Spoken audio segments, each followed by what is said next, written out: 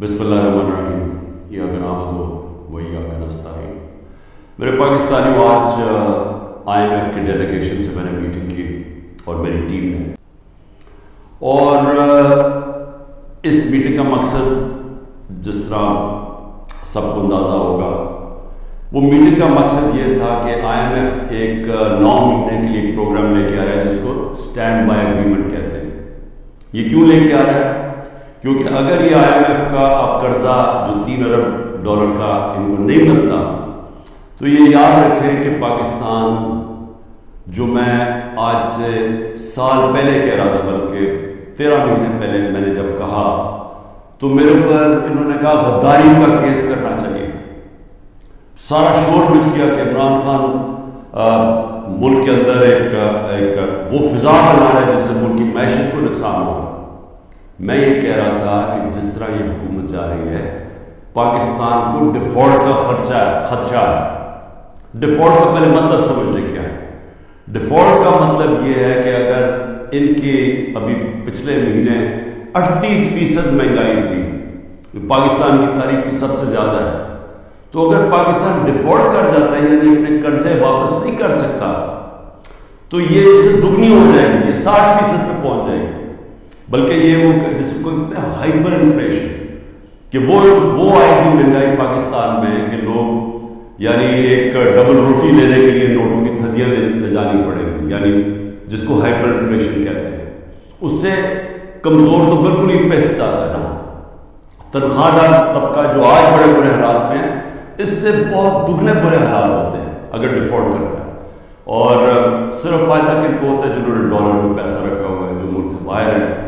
یہ جو لوگ اوپر آج حکومت کر رہے ہیں، جن کے سارے پیسے باہر پڑے ہوئے ہیں، اربوں ڈالر باہر پڑا ہے، ان کو تو کوئی فرق نہیں پڑے گا، لیکن پاکستان کے اندر لوگ پس جائیں گے۔ تو لہٰذا ہم نے پھر IMF کو ہم نے کہا کہ ٹھیک ہے، ہم اس کو آپ کی یہ جو اسٹینڈ بائی ایگریمنٹ ہے، یہ تب تک انڈورس کرتے ہیں جب تک الیکشن ہو کے نئی گورنمنٹ نہیں آتی۔ جو نئی گورنمنٹ آئے گی، ظاہر ہے وہ اپنا پھر سے اپنے پروگرام کے تحت IMF سے بات چیت کرے گی۔ لیکن صرف میں ایک چیز کہنا چاہتا ہوں آج، کہ یہی جب ہمیں مشکل پڑی تھی فیٹف کے اوپر، فیٹف کی ہمیں بلیک لسٹ پہ ہمیں خدشہ تھا کہ ہمیں ڈالنے لگے، ہمیں پارلیمنٹ کے اندر ایک قانون پاس کرنا تھا۔ تو جب ہم نے اپوزیشن کو قانون پاس کرنے کا کہا، کیونکہ اگر بلیک لسٹ پہ آ جائیں تو وہ بھی پاکستان میں سینکشنز لگ جاتی ہیں، وہ پھر وہی حالات بننے شروع ہو جاتے ہیں جو کہ ڈیفالٹ سے ہوتے ہیں، یعنی فائنینسنگ ختم ہو جاتی ہے باہر سے، اس چیزیں مہنگی ہو جاتی ہیں، مہنگائی ہوتی ہے، غربت بڑھ جاتی ہے۔ تو اس سے بچنے کے لیے ہم نے وہ لیجسلیشن پاس کری تھی اسمبلی میں۔ تو جب ہم نے یہ PDM کے لوگوں کو کہا کہ یہ ہماری مدد کرے لیجسلیشن پاس کرنے میں، تو انہوں نے آگے سے کہا کہ پہلے ہمیں NRO دو، نیب کے اندر چینجز لے کے آؤ، جو ہمارے اوپر پہلے ان کے دور کے جو کرپشن کے کیسز تھے وہ معاف کرو، اور اگر وہ آپ نہیں کریں گے تو ہم آپ کے ساتھ نہیں دیں گے۔ اور ہم نے وہ NRO نہیں دیا، انہوں نے ساتھ نہیں دیا۔ اس کے باوجود ہم نے پھر وہ، اللہ کا کرم ہے کہ ہم وہ لیجسلیشن پاس کر گئے، اور آج جو فیٹ سے نکلے ہیں وہ بہت بڑی چیز تھی، وہ جو ہم نے قانون پاس کیا تھا۔ تو میں صرف یہ کہنا چاہتا ہوں کہ آپ کو صرف فرق پتہ چل جانا چاہیے کہ یہ وہ لوگ تھے جو اپنی کرپشن کے لیے ہمیں بلیک میل کر رہے تھے، کرپشن بچانے کے لیے۔ آج یہ حالات ہے جب ہم ان کی مدد کر رہے ہیں، کیونکہ ہم IMF کو کیوں چاہیے کہ ہماری مدد کیوں چاہیے؟ انہیں پتہ ہے کہ آگے کیئر ٹیکر گورنمنٹ آ رہی ہے، الیکشن جب آئیں گے کیئر ٹیکر گورنمنٹ یہ نہیں کر سکتی، تو ان کو چاہیے کہ ساری پارٹیز کا کنسنسس چاہیے۔ ہم صرف مدد پاکستان کے لیے کر رہے ہیں، جبکہ 10,000 ہمارے کارکن جیلوں میں ہیں۔ آج جو ہماری اکنامک ٹیم تھی وہ ساری انڈر گراؤنڈ ہے، ان کو اکٹھا کیا، زوم کے اوپر لیا۔ میرے اوپر 180 کیسز بن چکے ہیں، ساری سینئر لیڈرشپ کی یاد ہے کیسز ہیں، اور جو باہر نکلتی ہیں تو ان کو کہتے ہیں کہ جی پہلے کب پارٹی چھوڑو گے، نہیں تو ہم آپ کو اندر رکھیں گے۔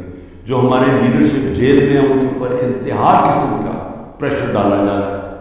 جو بھی گلگت بلتستان کے اندر جو ڈرامہ کیا گیا ہے, آپ یہ سوچیں کہ جو ممبرز کے اوپر انہوں نے پریشر ڈالا, ہمارے پاس تو نمبر پورے تھے, پہلے پارلیمنٹ کے اندر گھسنے نہیں دیا, اب اس کے بعد ایک ایک ممبر کے اوپر پریشر ڈالا ہے, وہی کرنے جا رہے ہیں جو کہ انہوں نے آزاد کشمیر میں کیا تھا.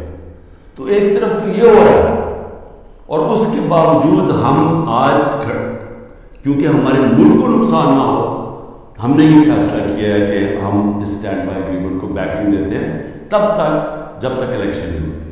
اب اس میں دو اور چیزیں تھیں. میں نے آئی ایم ایف کے جو امریکہ سے جو ہیڈ تھے ان سے جو میں بات کر رہا تھا, ان کو میں نے ایک چیز سمجھائی کہ میں نے کہا جب تک اس ملک میں پولیٹیکل سٹیبلٹی نہیں آتی, سیاسی استحکام نہیں آتا, تو یہ جو جس طرح یہ ملک چل رہا ہے, یہ اب تھوڑی دیر اگر آپ 3 ارب دے بھی دیں گے اور 3 ارب ڈالر کی دے رہے ہیں, تھوڑے سے اور ڈالرز بھی 5-6 ارب ڈالر اور بھی آ جائیں گے, تو یہ تو کینسر کا علاج ڈسپلن سے ہو رہا ہے. جو کینسر ہے وہ پھیلتی جا رہی ہے, اور کینسر کیا ہے کہ ملک میں سیاسی استحکام ہی نہیں ہے. اور وہ کیوں نہیں ہے؟ کیونکہ یہ سب پارٹیز نے مل کے اور ساتھ اسٹیبلشمنٹ, کیونکہ تحریک انصاف اقتدار میں نہ آئے, الیکشن نہیں کروا. الیکشن تب کروائیں گے جب یہ سمجھتے ہیں کہ پارٹی تحریک انصاف الیکشن نہیں لڑ سکے, جب ان کو اوپر اتنا دباؤ ڈالیں گے, اس کو اس طرح کرش کریں گے کہ جب وہ بالکل الیکشن نہیں لڑ سکے تب الیکشن لڑوائیں گے. میں آج اپنی قوم کے سامنے کہنا چاہتا ہوں کہ یہ جب سے رجیم چینج ہوا ہے, جب سے ہماری گورنمنٹ کرائی ہے, تب سے کوشش کر رہے ہیں پارٹی کو ختم کرنے کی. اور کوئی ان کو جو سب اوپر پاور میں بیٹھ کے تحریک انصاف کو ختم کرنے کی کوشش کر رہے ہیں, ان کو کوئی ملک کی فکر نہیں ہے. انہوں نے جو پاکستان کی معیشت سے کیا, میں آپ کو پھر کہتا ہوں دشمن بھی نہ کریں. میڈیا کنٹرول کر لیا ہے, ایک کنٹرول میڈیا ایک بات کرتا جا رہا ہے کہ جو ہو یہ تو پیچھے سے یہ تحریک انصاف کی وجہ سے ساری مشکلات آئی ہیں.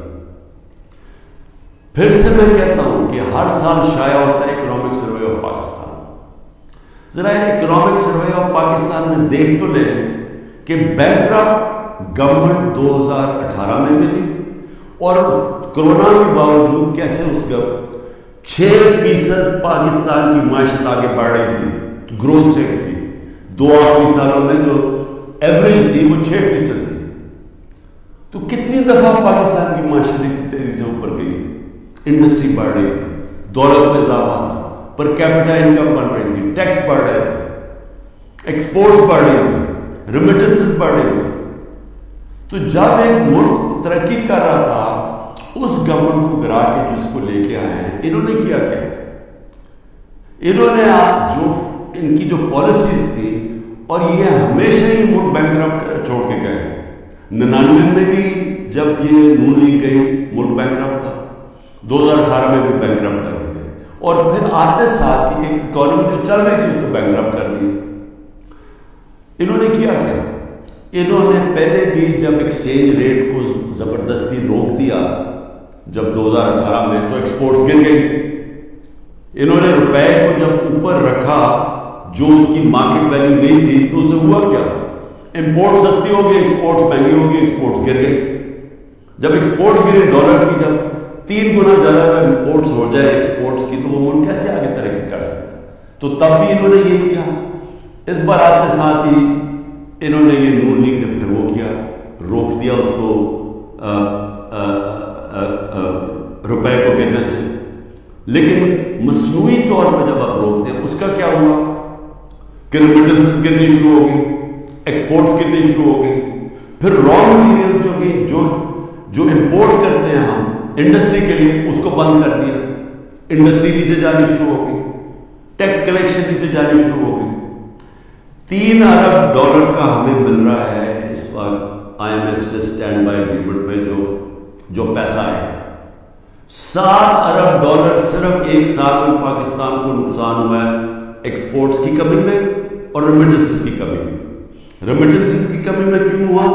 کیونکہ اتنا فرق پڑ گیا، مارکیٹ میں روپیہ کی قدر کدھر چلی گئی اور آفیشل کدھر تھی کہ لوگوں نے بینکوں کے تھرو پیسہ نہیں بھیجا، دوسری طرح پیسہ بھیجنا شروع کیا، ہمارا ریمیٹنسز کم ہو گئی اور ایکسپورٹس کم ہونی تھی۔ جب انڈسٹری کے اوپر انہوں نے را مٹیریل بند کر دیا، ایکسپورٹس کم ہو گئی، تو $7 ارب کا ایک سال میں کمی آئی ان کے دور میں، جبکہ $3 ارب کا ہم قرضہ لے رہے ہیں، قرضے بڑھتے جا رہے ہیں، آمدنی سکڑتی جا رہی ہے۔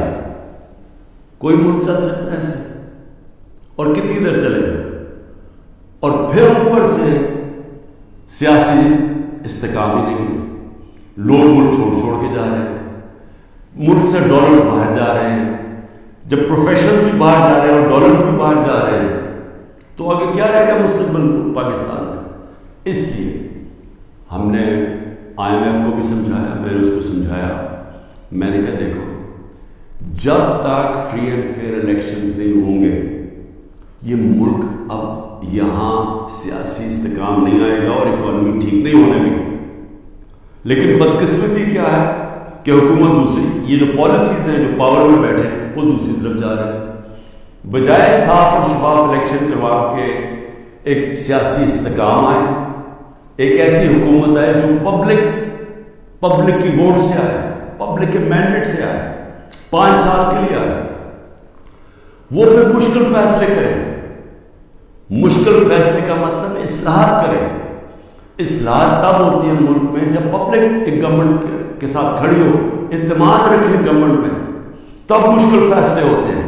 جب وہ گورنمنٹ ان کو کہے کہ یہ ہم اس ملک میں سرجری کر رہے ہیں، یہ ہم اصلاحات کر رہے ہیں، آپ کو شروع میں تکلیف ہوگی لیکن بعد میں آپ کے حالات بہتر ہو جائیں گے۔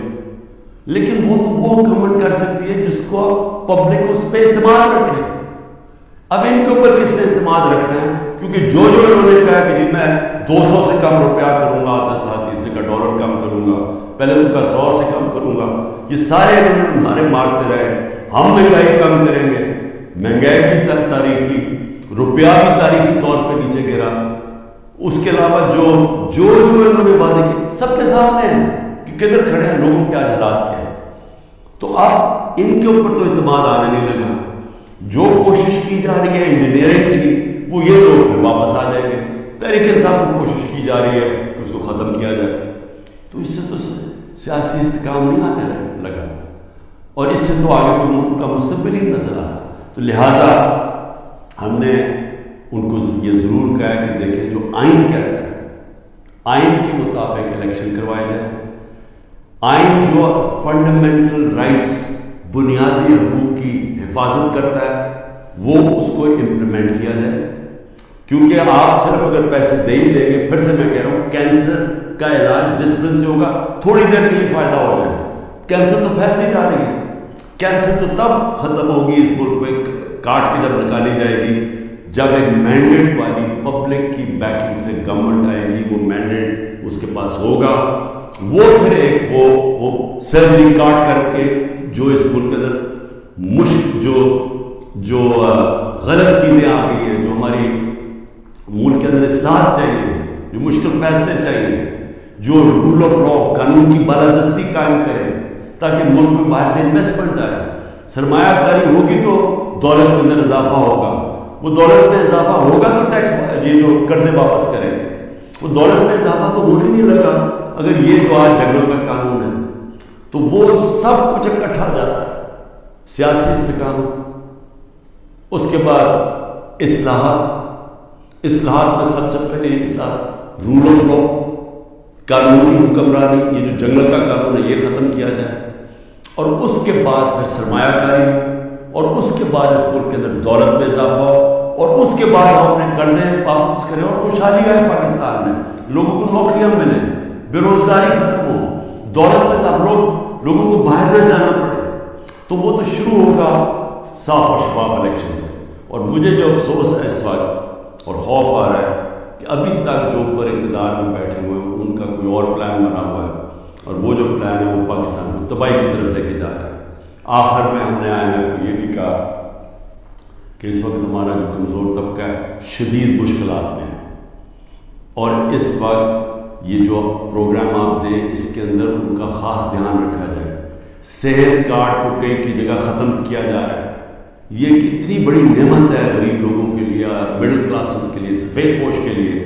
کتنی مہنگائی کے اندر کم از کم ان کا علاج جو وہ جائیں تو کم از کم وہ جو ہمارا صحت کارڈ کہ 10 لاکھ روپے تک ان کو کسی بھی اسپتال میں علاج ملنا چاہیے، اس کو رول بیک کیا جا رہا ہے. اور دوسری چیز ٹارگٹ سبسڈی جو ہم لانے لگے تھے کہ بجائے آپ سبسڈائز ایسے کریں کہ پٹرول وہ عمران خان بھی اتنی قیمت کا خریدے اور ایک بیچارہ غریب آدمی بھی اتنے خریدے یا رکشہ والا بھی، ایسا نہیں ہونا چاہیے. ٹارگٹ سبسڈی ہونی چاہیے جو ہمارا پلان بنا ہوا تھا اور ہم پوری تیار کیا ہوا تھا کہ ہر طبقے کے لیے جو نچلا طبقہ ہے اس کی حفاظت کی جائے، اور جو پیسے والے لوگ ہیں وہ اتنا جو پیسے دے سکتے ہیں وہ پوری قیمت دیں. لیکن اگر آپ کم قیمت کریں گے تو سب کے لیے وہ قیمت نہ ہو. نچلے طبقے کو سستی دیں اور جو پیسے دے سکتے ہیں وہ پوری قیمت دیں جو ساری دنیا میں ہوتا ہے. یہ پلان بھی بڑا ضروری ہے نچلے طبقے کو موجودہ مہنگائی سے ان کی حفاظت کرنے کے لیے. یہ بھی ہم نے اپنی بات کی ہے. ہوتا یا نہیں میں نہیں جانتا. آخر میں صرف اپنے پاکستانیوں کہنا چاہتا ہوں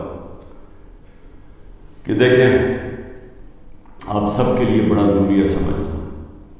آپ یاد رکھیں کہ اگر یہ پولیٹیکل انجینئرنگ کے تحت اسی طرح ایک فراڈلنٹ الیکشن سے جس طرح کی یہ سندھ میں ابھی الیکشن کرواتے ہیں، اگر اس طرح کے الیکشن سے یہی لوگوں کو واپس لے کے آنا ہے اور ملک کی سب سے بڑی جماعت کو کونے پہ لگانا، ختم کرنے کی جو کوشش کی جا رہی ہے، اس سے سب سے بڑا نقصان پاکستان کی عوام کو ہے. اور 14 مہینے میں جو نقصان ہو چکا ہے یہ مزید اور زیادہ نقصان ہوگا. یہ برداشت کر سکتی قوم یا نہیں؟ میرے خیال میں یہ نہیں کر سکتی. میرے خیال میں یہاں ایک ایسا حالات ہو جائیں گے جو سب کے ہاتھ سے باہر نکل جائیں گے، جیسے سری لنکا میں حالات ہو گئے تھے. اور عجیب چیز سن رہی ہے کہ سری لنکا کے آج ہمارے سے بہتر حالات ہو گئے ہیں. یہ بھی آپ ذرا آپ کو دھچکا لگے گا سن کے. پاکستان پائندہ.